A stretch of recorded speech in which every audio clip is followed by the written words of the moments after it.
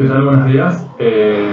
Soy Nicolás González, estoy acompañado de Lucas Marquillas y Camila Panighini. Estamos cursando Procesos Sociales de América 1. En este caso vamos a definir una historia que mi compañera va a desarrollar ahora. La etnohistoria es el estudio de un otro cultural antes y después del contacto con los europeos. Su objetivo es conocer los procesos de transformación sociales y culturales que tuvieron estas sociedades después de este contacto. En ella intervienen diferentes disciplinas y las fuentes de conocimiento que se pueden encontrar son dos. Para desarrollar más este tema vamos a citar a diversos autores y para hablar de otro cultural citamos a Kohn, que él dice que la etnohistoria, como estudio histórico de cualquier pueblo no europeo con el objeto de reconstruir la historia de los pueblos indígenas antes y después del contacto con Europa, utiliza fuentes arqueológicas, orales y documentales y otros modos de conocimiento de la antropología social y cultural. Este otro cultural son aquellos son sociedades conquistadas por europeos, como en América Latina y África, y un otro cultural es tomado desde un lugar y una cultura y no temporalmente.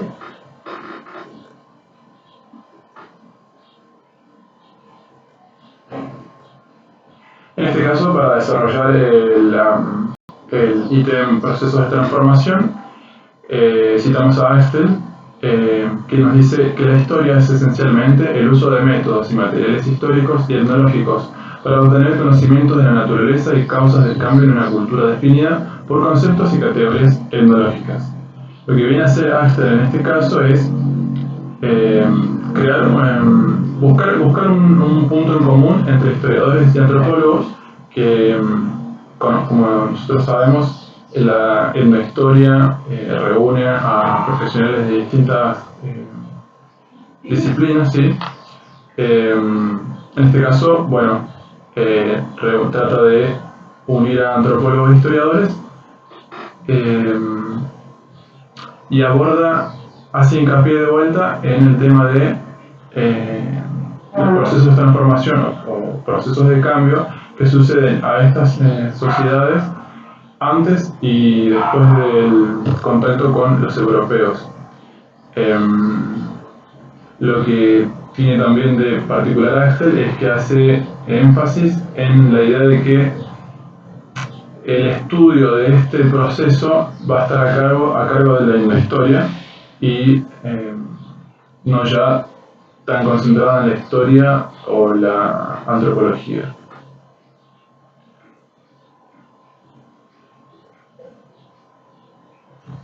Bueno, en la interacción interdisciplinaria, que son la convergencia de diferentes disciplinas, citando a Karl Marx, la etnohistoria es un conjunto especial de técnicas y métodos para el estudio de la cultura mediante tradiciones escritas y orales, con metodología complementaria no solo con la arqueología, sino también de la lingüística histórica, la etnografía y la paleología. De la historia toma el método de la heurística, que es el análisis de documentos escritos, y de la antropología lo que toma también es la etnología para el trabajo de campo y bueno, también converge con la arqueología, con el hallazgo de restos arqueológicos y con la lingüística porque bueno, se trabaja con distintos métodos de escritura.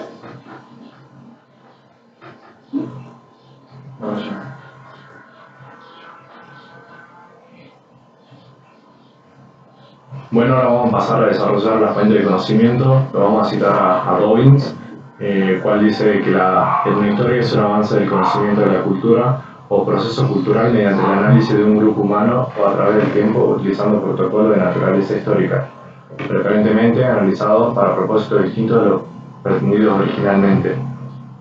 ¿Qué podemos decir con eso? Es que lo podemos citar a Frank Salomon por el texto de Crónica de lo Imposible, en el cual trata de explicar dos tipos de fuentes de conocimiento, la parte de lo español y la parte indígena. Que trata de decir que el cronista español tiene su fuente de conocimiento a la cual lo lleva a redactar o hace que su narración sea lineal, sea temporal. Y el eje central que lo diferencia con la fuente indígena es el pensamiento cristiano. Esta narrativa aspiraban a un objetivo más amplio en tiempo y espacio. Bueno, ahora vamos a explicar los procesos que motivaron la hegemonía de los aztecas sobre la cuenca. Y uno de los puntos para tener en cuenta, el más importante sin duda, es la ubicación geográfica. Para ubicarnos geográficamente, el Imperio Azteca se erigió a lo largo de lo que sería el sur de lo que es el actual México, más precisamente alrededor del lago Texcoco. Ahí podemos ver dónde estaba situada Tenochtitlán, que fue la capital mexica. Bueno, para el afianzamiento en este territorio hubo puntos importantes que procederemos a explicar. Sí, ellos tenían que trabajar el suelo para poder realizar las chinampas para su cultivo. También manejaban las obras hidráulicas, los niveles del agua, la separación de las aguas para potables y las térmicas, y también construían templos. Todos estos pasos eran señal de toma de posición en el lugar. Bueno, otro de los elementos sumamente importantes para el afianzamiento del Imperio Azteca fue las alianzas estratégicas que se realizaron principalmente y en un principio con tres ciudades que estaban en las inmediaciones, con el objetivo de recoger materiales para la construcción, materia prima para la producción de sus diversos objetos y para la explotación del suelo. Y cuando empezaron estos intercambios, ellos también entraron en el mercado. Más precisamente en el mercado de Texcoco, en el que ellos lograron introducir sus productos y a la vez conseguir otros productos desde otras regiones. Bien, ahora vamos a hablar del desarrollo militar, que fue una parte fundamental en el afianzamiento y en la hegemonía que ejercían. Fue así que fundaron escuelas militares, hubo levantamientos de fortaleza, fabricación de armas, y cuando se habla de éxito en campañas militares, fue gracias a la enseñanza de las técnicas propias de un guerrero que se enseñaban en las fundaciones se enseñaban en las escuelas militares. Al profesionalizar el ejército, tenían supremacía militar por sobre las demás ciudades de la cuenca. Y una preferencia de la capital administrativa a la que ellos tributaban hasta ese momento, liderada por Tesosomo, que veía con lógicamente buenos ojos a esta ciudad porque prestaban ayuda en las campañas diversas en las que se proponía el imperio de Tesosomo. Claro, por medio del ejército ellos también obtenían más territorio para poder seguir cultivando y tener más tributantes. Más tributantes y, lógicamente, esclavos que trabajaran en las tierras o que le brindaran servicios a la nobleza. Finalmente, lo más importante, como mencionábamos hace rato, para la hegemonía, para la toma de poder de la región del Imperio Azteca, fue el control lacustre, porque como podemos ver en el mapa, ellos estaban ubicados en precisamente prácticamente el centro de lo que es el lago, y así ellos no solo administraban, sino que dominaban el comercio y las comunicaciones que podían llevarse entre las ciudades circundantes al lago. Tal es así, es decir, esto se evidencia cuando se realiza la triple alianza y finalmente ellos aliados a otras ciudades, a otros estados, se revelan a quienes estaban tributando hasta ese momento. Que es Azcapotzalco. Claro. Entonces, cuando logran la hegemonía sobre este territorio, no hay forma de detenerlos, ya que no hay forma de cortarles el suministro de alimentos. Ellos, en cambio, eran los que podían decidir hacia dónde se iba el agua, porque manejaban los sistemas de regadío. Ellos suministraban de alimentos a toda la región. Manejaban la ruta del comercio, digamos. Exactamente, entonces a través de ellos pasaba todo lo que era comercio, todo lo que era ejército, todo lo que era comunicaciones entre ciudades. No hubo forma finalmente de detenerlos. Yo voy a continuar hablando sobre la intervención del Estado azteca en los distintos aspectos de la vida. La sociedad mesoamericana estaba organizada, era una sociedad compleja, la cual tenía grandes extensiones de tierra que eran favorables para el cultivo. Ellos utilizaban las chinampas para cultivar, tenían un acceso al agua que también les favorecía el cultivo por el riego, aparte de agua potable y aguas termales, y también tienen una buena comunicación, un buen comercio y un mercado para obtener recursos e intercambiar algunos otros. Y todo esto les permitió una mayor concentración poblacional y una organización política con más poder.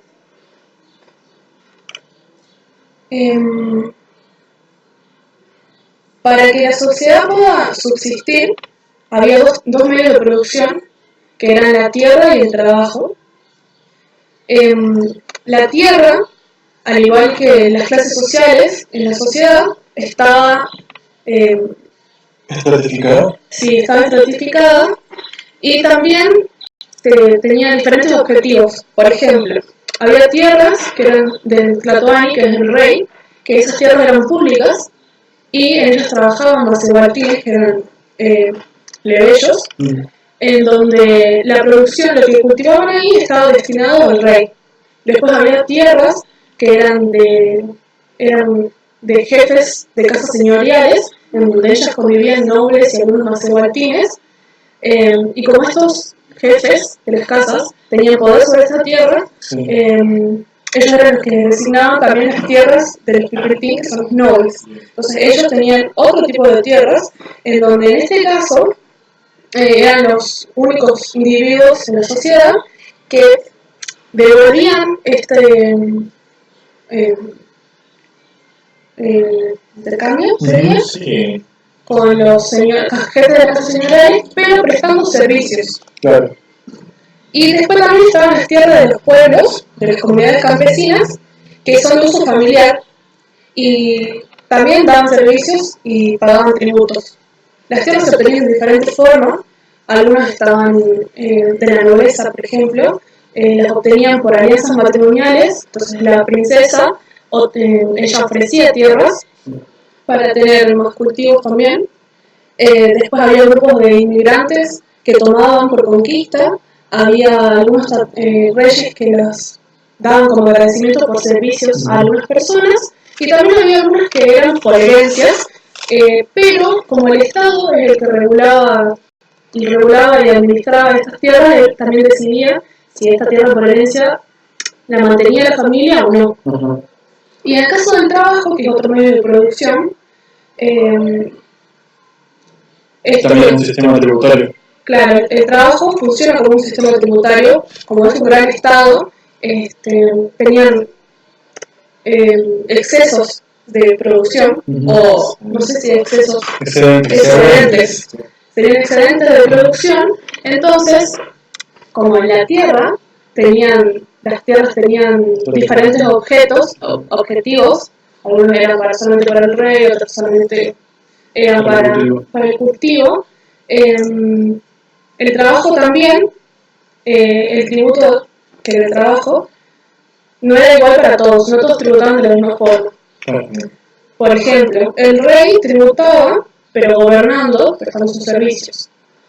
Entonces hay básicamente tres estratos sociales, ¿no? Sí. Está como, O dos estamentos serían los nobles, porque Claro, están las autoridades, los nobles son pipitín, los señoriales que tampoco brindan servicios con algún tipo de trabajo como... Claro, no es trabajo, fuerza de trabajo en realidad. Entonces no importa la clase social, todos pagan tributos, sí, sí. con trabajo o servicio. Sí, con trabajo Bien. o servicios. Y había algunos que no tributaban, pero sí se ofrecían para hacer algunos trabajos. Bien. Entonces, ¿cómo? De hecho, eso, cuando tocamos el tema de mercados, también se ve que los comerciantes tributan al Estado con su participación en el mercado. Sí, Exacto. como guerreros también participan, tributan, en otra forma de tributar. De manera que el Estado está en todos los aspectos de la vida, interviene, así como lo estábamos mencionando, Sí. en todos los aspectos de la vida, porque no hay nada que le escape al Estado. Entonces el sacerdote también presta servicio, Sí, digamos. los servicios religiosos es el Bien. tributo que da el sacerdote. Bien.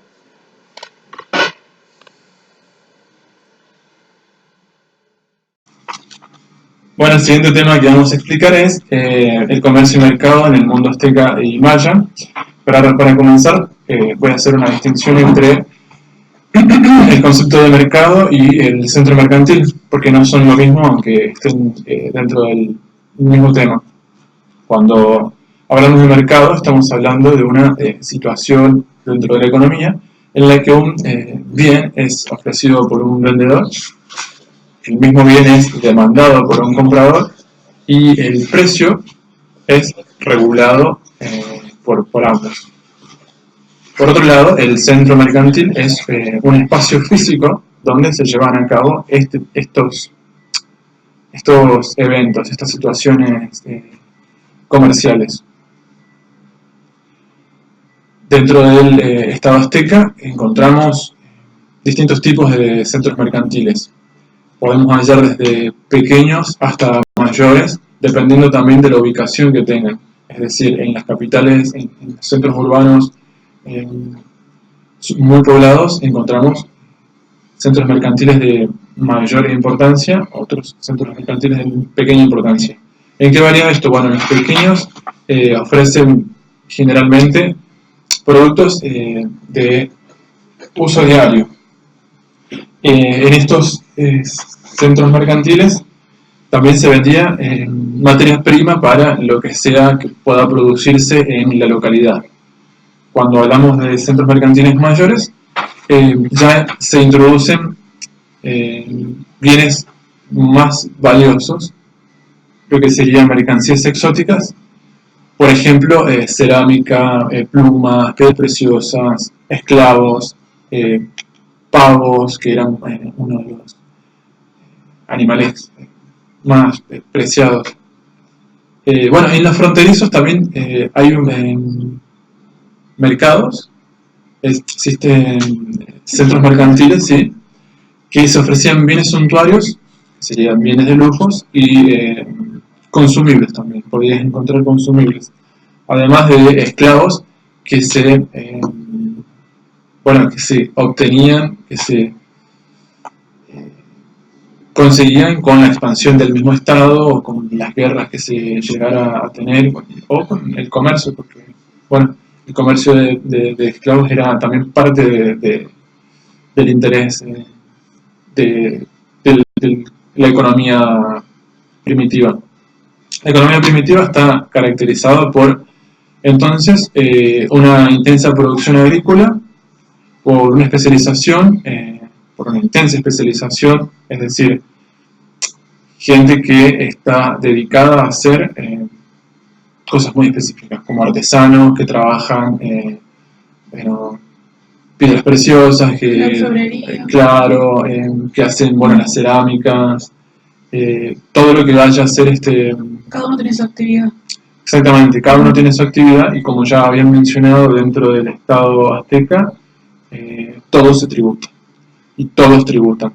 Y todos tributan en la medida en la que les corresponde dependiendo de su ubicación social. Entonces, los artesanos tributaban con sus productos, la gente, los plebeyos que se encargaban del trabajo agrícola, tributan con la venta de los productos o con trabajar claro, con el servicio al Estado, trabajando las tierras agrícolas.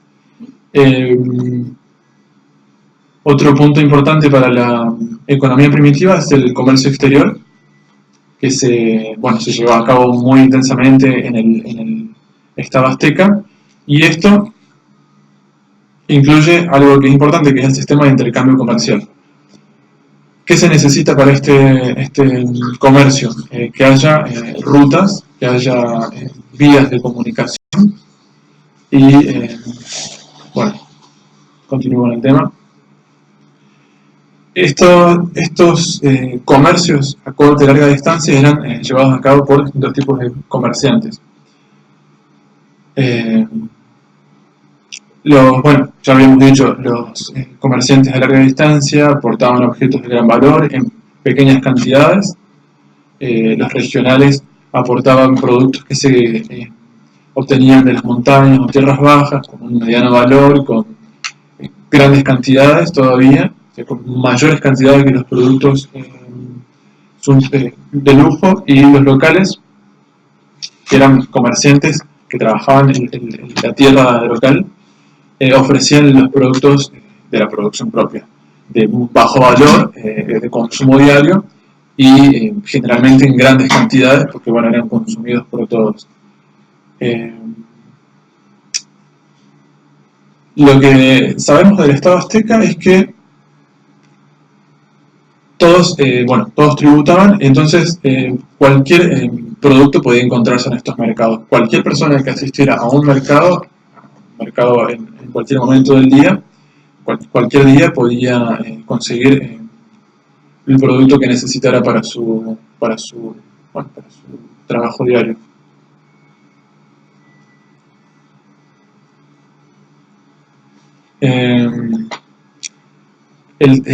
La especialización extensiva y la agricultura intensiva llegaron a tener resultaron en enormes excedentes. Estos enormes excedentes resultan también en mecanismos eficaces de intercambio.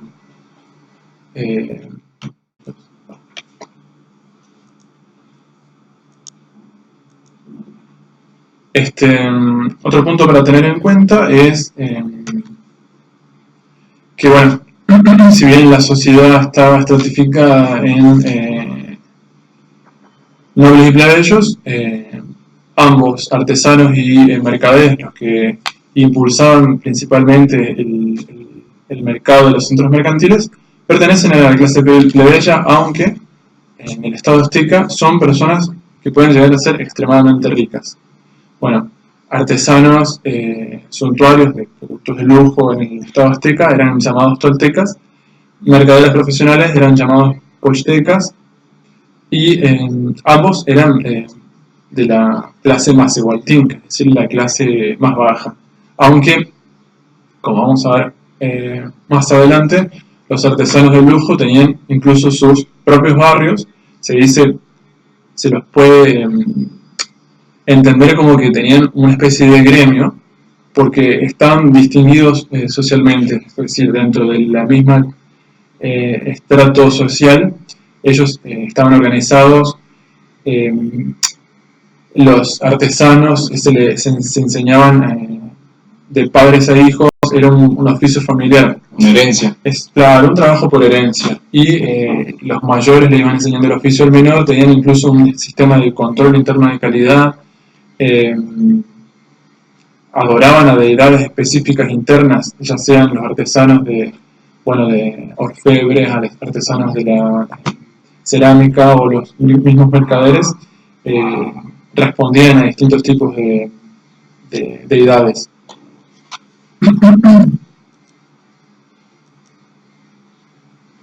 ¿Vos tenés comercio a larga distancia, Rayano? No. Bueno, entonces sigo yo hablando del comercio a larga distancia. Este se daba y se generaba directamente por órdenes del gobierno. Las personas a cargo de viajar y negociar eran muy importantes. eran como, podríamos decir, como emisarios estatales. Estos mismos comerciaban artículos de lujo, como dijo mi compañero, pero lo hacían tanto para el soberano como para los rituales también, depende de lo que le pedían, buscaban esos objetos. También lo hacían para sus propios intereses. Para el comercio azteca, el comerciante azteca de larga distancia no le interesaba entrar en el mercado de materias primas, ya que el comercio y las tierras mexicas contaban con grandes agricultores y bueno, el comercio a larga distancia se daba también en puertos neutrales. ¿Qué quiero decir con puertos neutrales? Donde no se daba la guerra como tal, sino que se respetaba, digamos, el libre comercio, por así decirlo. Se hacía más que nada con pueblos aliados. Claro, exacto, era un lugar más tranquilo. Bueno, cuando digo puerto, no necesariamente estoy haciendo referencia a un mercado que está en la costa, ¿sí? Pasando a la otra diapositiva, podemos encontrar los diferentes tipos de comerciantes que se encontraban en el mundo azteca. ¿Por qué voy a tocar primero el mundo azteca? Porque, como dijo mi compañero, están estratificadas, digamos, las clases sociales. En este caso, a los comerciantes de larga distancia se les llama pochteka. Estos mismos tenían un gremio, se ubicaban en un barrio aparte de la ciudad. Era tal que dentro de ese gremio tenía diferentes tipos de comerciantes y se los respetaba. Uno de ellos es el Pochteca Tlatoque, que viene a ser el anciano o persona principal de los Pochtecas. Eran los soberanos, a quien nos nombraba a los miembros de este grupo. Pero son los Pochteca Tlatoque, estos ancianos, los que se hacían respetar.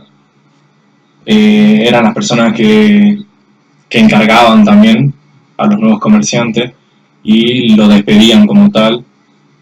Después se encuentran los mercaderes esclavos, es otra clase. Este grupo constituye una categoría muy alta también, pero no se conoce exactamente la relación con los pochtecas. Con los pochtecas residían más que nada en Tlatelolco, entonces hay como una pequeña diferencia ahí, pero estaban dentro del gremio. Porque ese era el centro comercial. El centro, claro, es como el mercado de esclavos Tlatelolco. Por lo tanto, ellos estaban en esa parte, pero también pertenecían a Tenochtitlán, a los tenochcas. Bueno, después se encuentran los mercaderes reales. Se les llamaba los teucunenques, que significa señor noble, y teuctli significa viajero o persona de paso. El soberano le tenía mucho aprecio, en especial a estos mercaderes reales. Ahí está, mercaderes, no está bien ahí. Estos intercambiaban personalmente productos que lo pedía el gobernante, en especial a ellos.